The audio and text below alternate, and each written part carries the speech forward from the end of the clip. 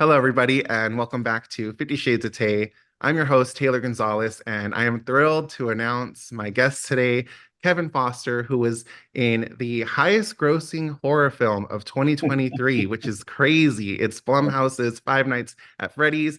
Kevin Foster was actually Freddy. He was in the suit during the film. And Kevin, I am so excited to have you here. Welcome to 50 Shades of Tay. Well, thanks for having me. I'm looking forward to it. This is so exciting. As I was just telling you right now before we started recording, both of my nieces, Ariel and Aria, are huge fans of Five Nights at Freddy's, so they're gonna freak out when they see this interview. That's awesome. I love how excited the kids get. Like even I say kids, but like I was telling you, the age range 4 or 5 up to 22, 23, and they all get just as excited. Yeah. And then we're gonna pretend that I'm in that 22, 23 age range. But yeah, Nice. it's crazy because I knew the movie was gonna be big, but seeing that it became the highest grossing film in the United States and Canada for horror in the whole year last year, that's crazy. And I think it was the biggest, I can't remember. I think it was the biggest opening weekend for a horror movie ever. Dang, that is And crazy. yeah, it's just mind-boggling because the projections too was nowhere near that. Mhm. I think I remember a few weeks before they said, "Oh, we're projecting 30 million opening weekend," and then they're like, "Oh no, could be closer to 40," and then it was just a smidge under 80. That is crazy. And the thing too is it also went to streaming day and date. So it was like I Yeah, didn't know how that was going to affect the box office, but clearly it did not. So I talked to a lot of fans who I would ask them, before the movie opened, are you going to watch it at home? Or are you going to go to the theater? And 95% said, "Oh, we're going to the theater. yeah. We're going in a group. We're dressing up, all that stuff." Oh, And there that's were people fun. I met that went every night for the first 5 nights Oh, that's a to good the theater. idea. Yeah, yeah, Wow, that's fun. Yeah. I would highly recommend seeing any horror film in a theater because it's just so different than when you're at home on your couch. And in the yeah. theater you really feel the tension and you really feel the jump scares and stuff like that in a theater, and then you get to hear everyone else's reactions too, so that makes it just much more enjoyable. Well, I enjoyed it. It was a unique experience for the movie for me. I prefer watching movies at home on my Okay. couch. I can pause, I can get a snack. But Five Nights at Freddy's was great in the theater because the online community of fans is so strong and so dedicated that when they would react in the theater, that Mm. made it a lot more fun. Normally, I just like people to just shut up in the theater, stay quiet, let me hear the movie. But for this one, somehow it made it more fun to Mm. hear everyone's reactions. Like when Corey came on the screen the first time and everyone went nuts. I was Mm. like, oh my God, I didn't realize how popular this guy is.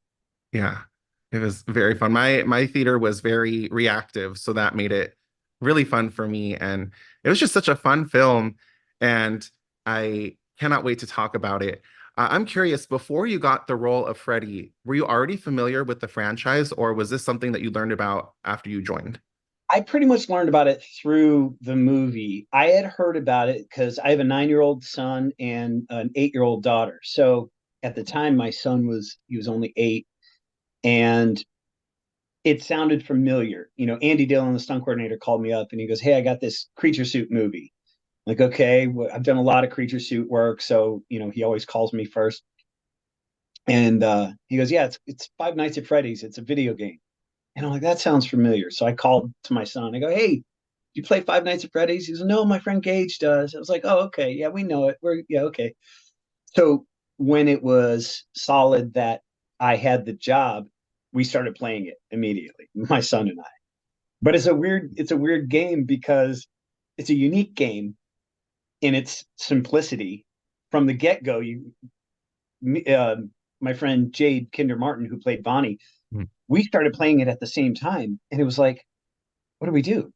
There's two doors, there's a light, but what do we do? We had no clue what to do, so we had to kind of look online to see how to play. But the game is also unique in that you can't just, well, I can't just play it over and over and over again. I'll have a Mm. nervous breakdown, right? I can get through maybe 2 rounds and then I need to put it down Mm. because I'm just I'm tense and flexed the whole time, and I just need a break. So my son and I, we started doing something that was kind of working well. We would sit there with our tablets together and just take turns. So I Oh, do that's a good around, idea. he do around, I do around, and then we'd each laugh at the other one when they got jump scared and everything. And yeah, Oh, that is so fun. Yeah, but that's a really good idea because I think my nieces are probably the same way. They play a little bit of it and then they need a little break. Maybe they play some Mario or something in between, right. something more family friendly. But yeah, Yeah, taking Mario Kart's a turns. great break. Yeah, that's true. How did you get the role of Freddy? It was literally that. Andy called me up and he goes, "Hey, I got this Creature Suit movie."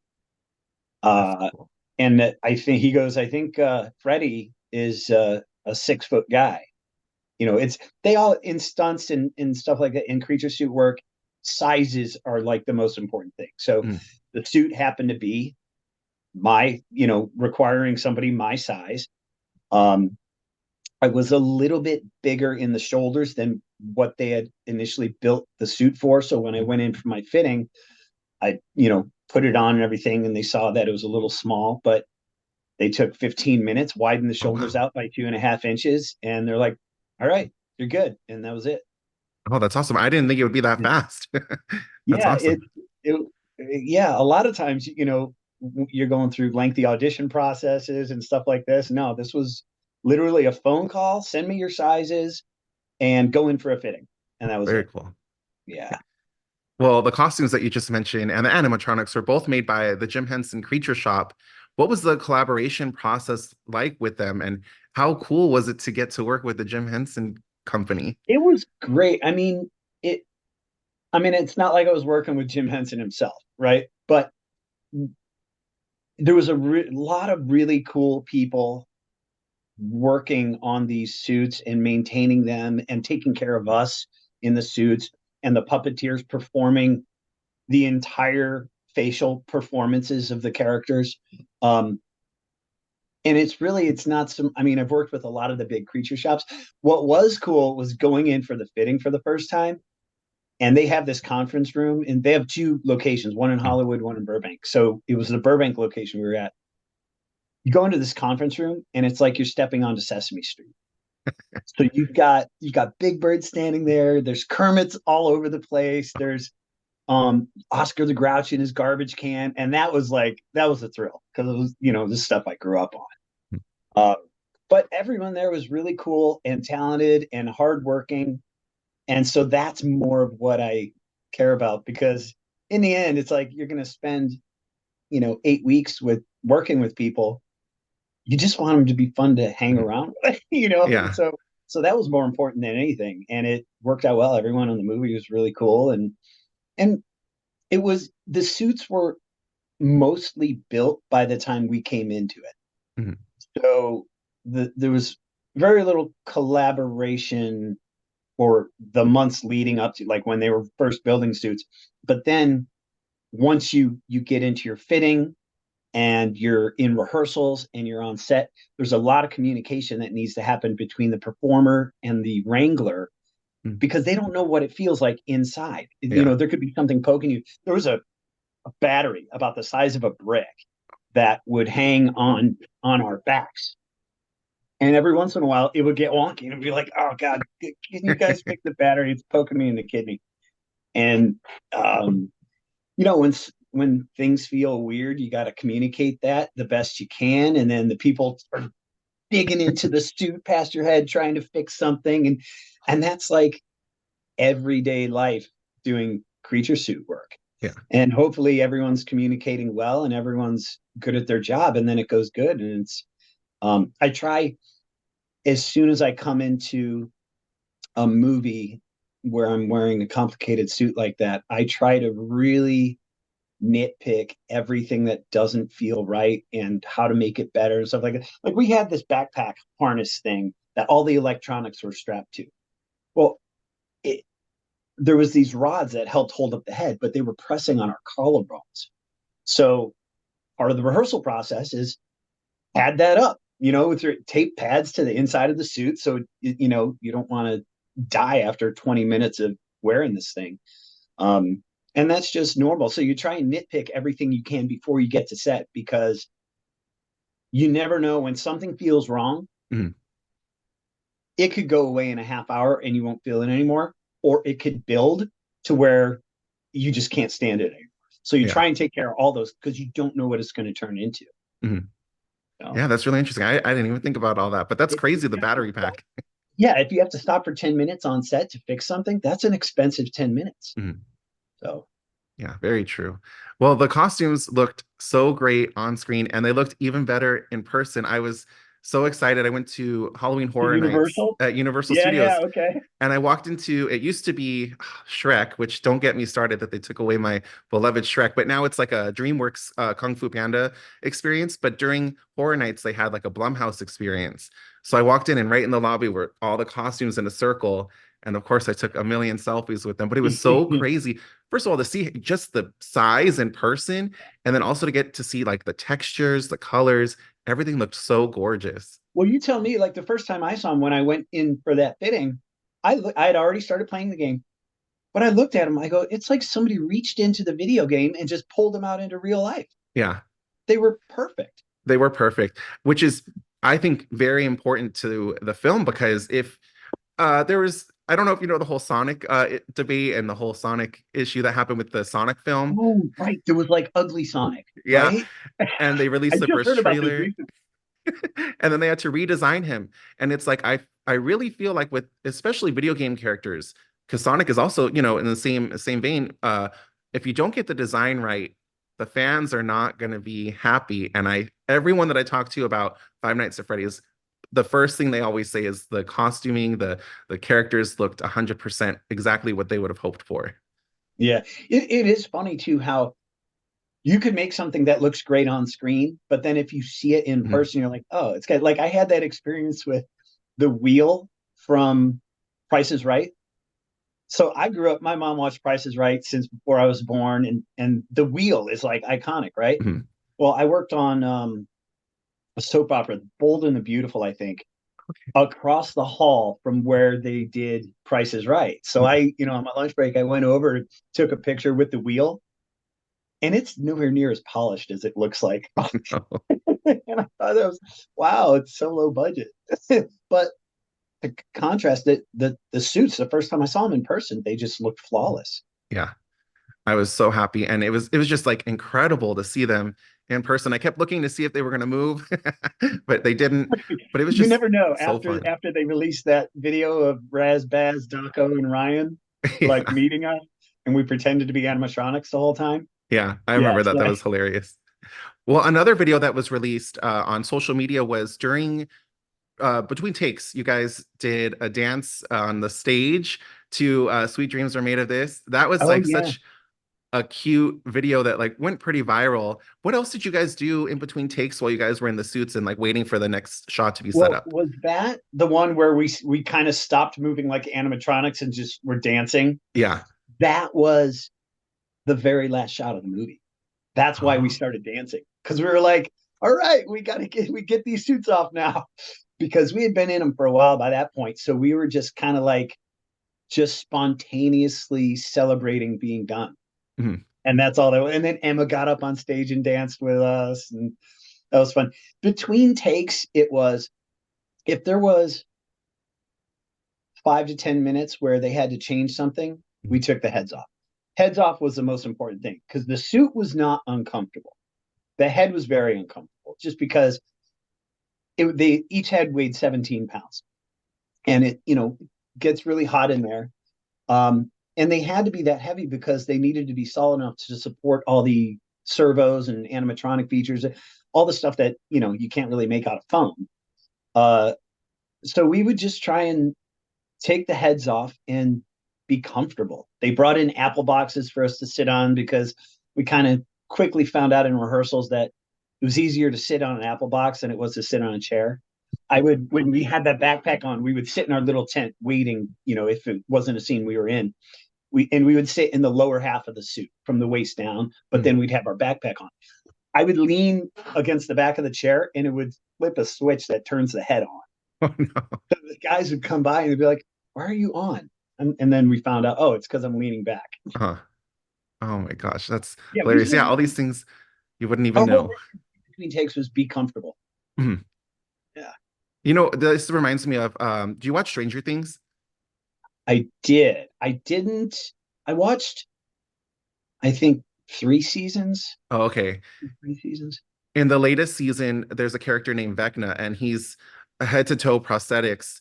And there's some behind the scenes footage that came out of him in between takes where people are holding Starbucks up to him and he's drinking Starbucks, but it's hilarious because he looks like this like demonic creature Right. drinking a frappuccino. So it's hilarious. Well, fun fact, young Vecna, right? The young version, the flashback version, Mhm. his dad is Jade Kinder Martin, who played Bonnie. Oh, that's awesome. Yeah. And Oh, and so he's cool. in he's in Five Nights at Freddy's as well. Oh, really? Yeah, their whole family is so um Raphael Mhm. and his younger brother Gabriel, I think they're in the ball pit in the orientation video. And then Jophiel is one of the ghost girls Oh, that's so cool. in the woods. So she's the ghost that possesses Chica. Oh, that's so cool. Yeah, that's awesome. A whole family affair. That's so cool. Yeah. Now that you mentioned the ball pit, that scene was really fun. And I was thinking this morning, I was trying to get everything set up, and I was like, how funny would it have been if I didn't tell you, but when I turned on my camera, I was in a ball pit, and that's how I Oh, filmed this interview. oh, that would be great from a Could you ball pit. imagine? So, Go throw a couple bucks at McDonald's and go, hey, leave yeah. me alone for 20 minutes. Are you a big fan of horror films? I have not been. There's certain horror films, obviously the classics like, growing up, Nightmare on Elm Street was big.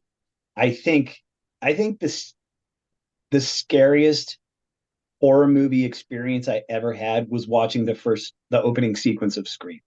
Oh, yeah.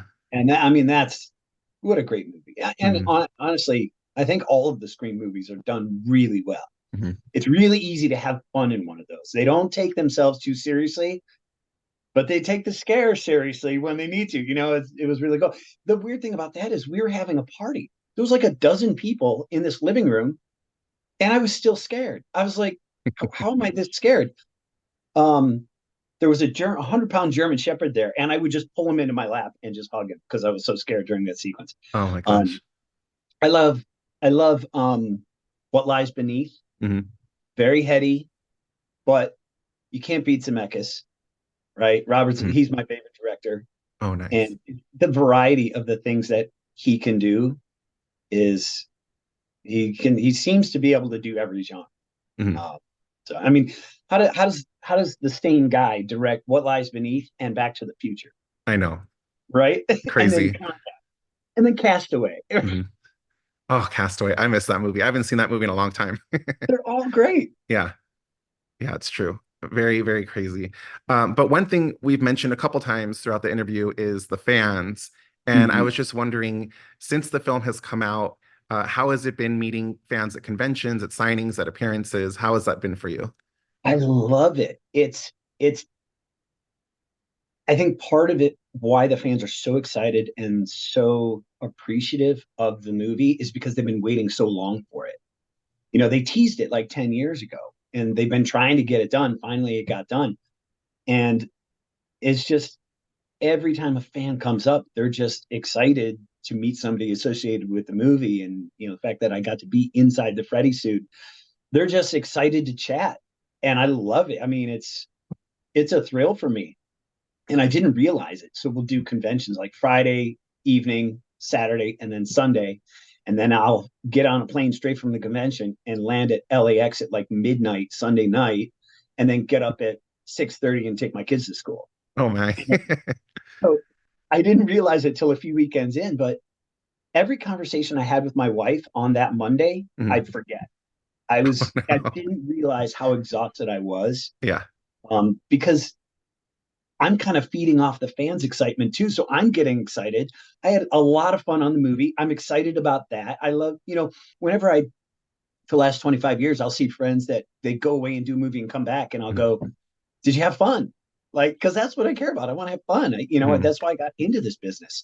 That's why I said, like, the most important thing isn't that it's Henson's or K&B or Spectral Motion or whatever. It's Mhm. how fun are the people to be around, right? Yeah. That's everything. And especially we shot the movie in New Orleans. New Orleans is a very small film community, so everyone kind of knows everyone, and Mm. especially the stunt community is really small. So it's like, oh, we're just going to work every day, hanging out with our friends, and oh yeah, we got to do some work too, and do some shots, some rehearsals, do this scene. Okay, that'd be good. Let's try this. This might be fun. No, that looks terrible. Let's do it this way.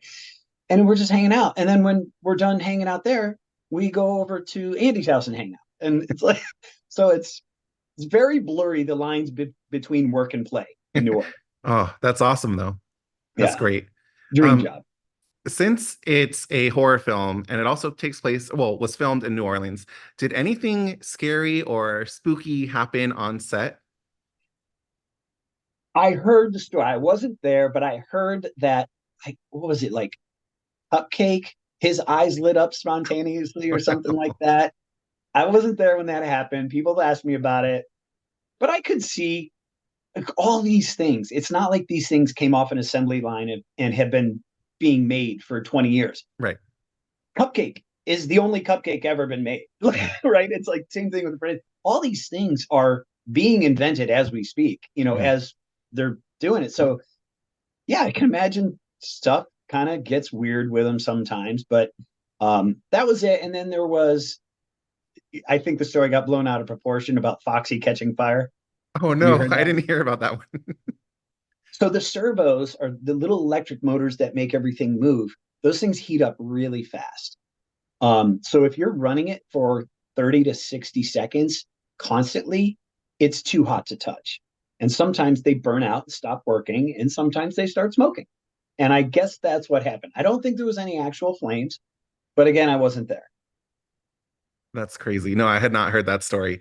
You know Yeah. what I just realized too? I didn't even make this connection. So Scream, as you mentioned, is one of my favorite movies of all time, and it's also like my favorite franchise of all time.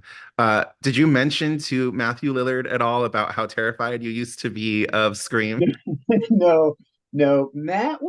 He wasn't there that long. And the only time we got to work with him was in, the end scene. Mhm. And that was a really heavy scene for him. Mm. So when an actor's kind of got that stuff going on, you try and give them their space. Mm. Um, Whereas, like, there was a lot of times we were working with Josh and Piper, and we Oh. were with Piper all the time, and she was just goofing around trying to grab our toes and all that. And so we had a lot of fun with Piper, and Josh had scenes that, he had a big variety of scenes, but a lot of them, it wasn't that heavy what was going on, so we did get to relax a little more and chat a little more, but didn't really get the opportunity much with Matt. Mm. Well, maybe next time. That's a good Yeah. story to tell him that Scream used to be so terrifying Yeah. for you. So since Five Nights at Freddy's takes place in an abandoned pizzeria, I was wondering what your go-to pizza toppings are. Oh, give me the meat. Hey, the more meat, the better. I'll go pepperoni, sausage, and then if there's a meat lovers, go for it. And every once in a while, I like to throw some green peppers or onions on, Ooh, yeah, that sounds nice. but I gotta have the meat. Like I say, if it ain't meat, I didn't eat. Oh my God, that's hilarious. Where do you land on the whole pineapple controversy? Pineapple on pizza, yes or no? I mean, to me, it turns it into a different experience. I'm not really a fan of it, but if it's pineapple or no pizza, I'll take the pineapple. Mhm. I mean, I've had it, but I think you got to go all out with it. You got to do the ham. You got to go full Hawaiian with it. You can't just go like, oh, meat lovers plus pineapple. That's not going to work. Yeah.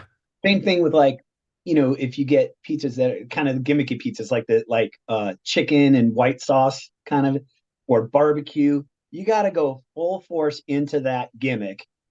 You can't just go halfway because it's a mix. I don't think it works. You got to commit. Yeah. All right. So the sequel was recently just dated for December 5th of 2025. Yeah. And I was just wondering, are you able to tell me if you're involved at all in the sequel or you're not allowed to say anything? I honestly don't know. Okay. I hope so. There's no reason to not have Jade and Jess and I back, Mhm. because we've all done the work. We put the rehearsal in. We figured out how these things move. There's no reason not to. Mhm. Um, Just haven't gotten the call yet, and that makes sense. I mean, if they wanted to call us and go, "Hey, just a heads up, you're in," you know.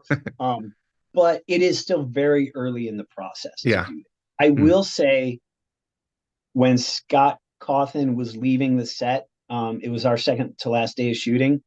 He told me, "Be ready to be back here for Mm. the second movie." So Oh, that's great. Well, fingers crossed. that's a good sign. Yeah. Yeah. Oh, I'm I really hoping. I would hope love to so. go back and do more. I would love to do 8 more. That would be great. Oh, that'd be so perfect. Yeah. I can't wait to see more of these, and I can't wait for my nieces to get a little bit older and to take them to the theaters to see them, because going to the theater is like one of my favorite things, and to share that with them, especially with something they're so passionate about, would be so great. Yeah. So they have seen the movie. Yeah, they've seen a lot of time, like A dozens of lot. times. Just keep it on repeat. Yeah, and they play the game. They are hooked. It's that and Poppy's Playtime. They tried explaining that one to me. I didn't really understand that one. I've heard of that, but is it a game or is it I think it's a a movie? game because they were showing me like YouTube clips of it, and I was like, I don't know about this one. Yeah. Well, the But good yeah. thing with Five Nights at Freddy's is, there's a lot of parents that I would meet at conventions that have maybe like a 6 or 8 year old, and they're like, I don't know if we're going to see it. And well, after I'd seen the movie, because I didn't really know either, but Mhm, we see the movie and I go, oh, this is very mild for a mhm. horror movie. So yeah, it's PG-13, but I tell parents it's like PG-8. Yeah. So No, I totally agree, because when I went into it too, I didn't really know what to expect. And I got out of it and I was like, okay, that's not too bad for my nieces. So I was going to text my sister to say they can watch it. And I think by the time I got out of the theater to text them, they had already seen it. hmm. Oh That's how right, excited they because were. yeah. Did you go see it opening day? Yeah, I went the Thursday night that it came out. Thursday. Okay, yeah, we went. So we were in Orlando for a convention that weekend. So Thursday at 5 o'clock, me and my whole family and Jade and his whole family all went to the theater together. So I had Oh, Jade on my left, I had my wife on my right, and Jade and I we would be reacting to the things that we know were cut out of the oh, movie that were painful to shoot. mm, And then my wife and I, it was funny, like as the jump scares went on, we would just giggle afterwards because like the whole theater would get scared, and then we would mm. just kind of giggle at everybody. And I don't know, it was a fun watch. Oh, that is so fun. Yeah, I cannot wait for the sequel. It's going to be so much fun. But where in the meantime can people follow you to keep up with your upcoming appearances, your upcoming projects? On Instagram, I am at actor Kevin Foster. Perfect. I will put a link there in the description so people can come and follow you and hopefully meet you at a signing. But thank you so much, Kevin, for joining me. I really appreciate this, and my nieces are gonna freak out when they see this. Well, thanks for inviting me. It's been a pleasure talking to you. What part of the world are you in? Are you on the East Coast? Pasadena. Oh, you're in Pasadena. Oh, Yeah. okay. I used to live in Highland Park. Oh, nice. Okay. Yeah. Okay. Not too Well, far. I know I have one coming up in June in La Mirada. Ooh, okay. Um, that'll be going up on my Instagram as well, I think. So Perfect. I can't remember Well, exactly. Oh, I think it's June 22nd and 23rd. I oh, don't know okay. the exact venue. But yeah, Awesome. I will definitely keep an eye out for that. cool. But it was very All right. nice meeting you. Thank you so much. Great chatting with you. Have a great day. You too. Bye.